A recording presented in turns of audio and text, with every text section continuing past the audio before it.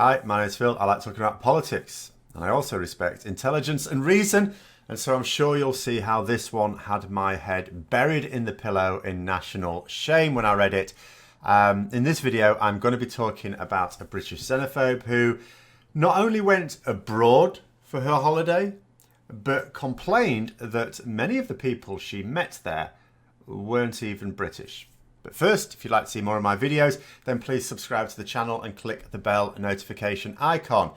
Now, I am going to point out this is not new news, so to speak. It's actually from the summer before last, but I'd only just come across it. And it highlights an attitude we've been increasingly seeing exposed in this country. An attitude that always existed as a bit of an undercurrent. So imagine the scene. Imagine, if you will, you're a xenophobic Brit who wants to go on holiday, but you're also one of those people that I find a little bit odd. They like really hot, sunny weather, and, well, it's not really what we're used to on our sceptred isle. So you hear about this great place called Benidorm in Spain. You've seen the television comedy where it just seems to be a load of British people getting pissed in the sun with crystal clear pools to cool off in. Cracking, you think. That is the place for me. It's like Britain, only it's hot. Fantastic. So you trot off to Spain, and then you are completely dismayed to discover that there are some Spaniards there. And not just one or two to bring you your drinks. No. There are quite a lot of them. So many, in fact, you might almost think they live there. And I'm thoroughly ashamed to say that this is real. It's not a script for a piss-poor comedy.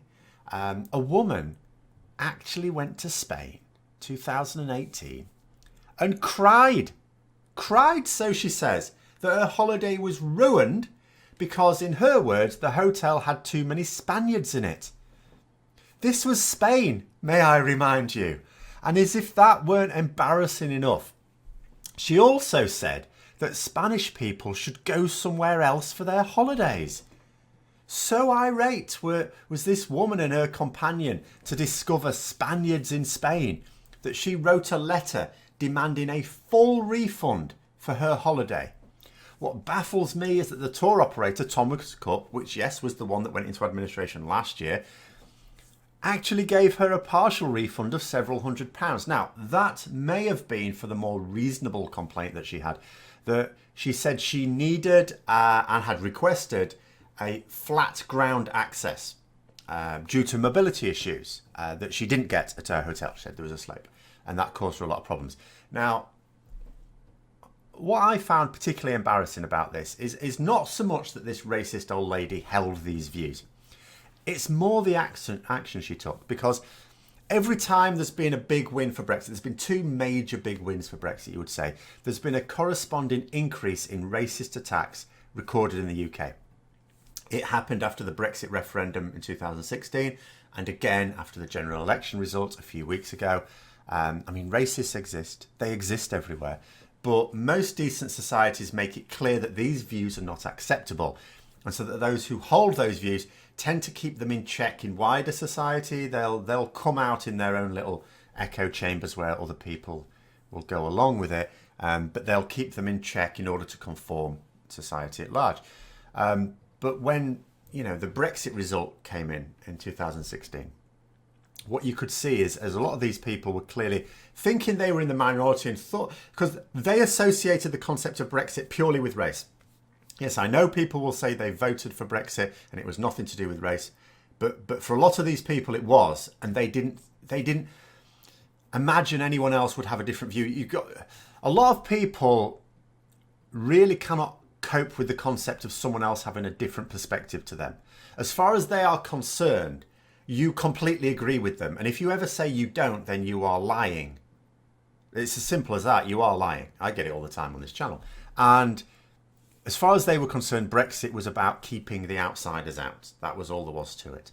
And so when the result came in, as far as they were concerned, oh, I'm not in the minority. I'm actually in the majority. Society at large agrees with me. And so those thoughts and feelings that were being kept in check just come out because they feel comfortable that everyone around them, or at least a majority around them, share those views. They're not in the minority after all. And that's what this woman's actions represents, really. There are people who don't like those who are not considered one of them. But most know that you can't just say that. So when they want to be racist, they have to come up with some excuse. You know, usually, there's nothing about race, it's about immigration. This woman could have just complained about the fact that her room wasn't what she'd insisted on and was expecting, i.e. flat ground due to her mobility issues. That was surely all she actually got the compensation for. But no, she made the major part of her complaint Spaniards in Spain. Not workers in the hotel, but just ordinary Spanish holidaymakers having the temerity to enjoy a summer break in their own country. And she proudly posed for photographs with her letter detailing this awful turn of events without a shred of shame. In other words, not only does she hold these views, she thinks it's perfectly reasonable to go fully public with them, that the public will support her. And her interactions with others in British society have done nothing to disavow her of that notion.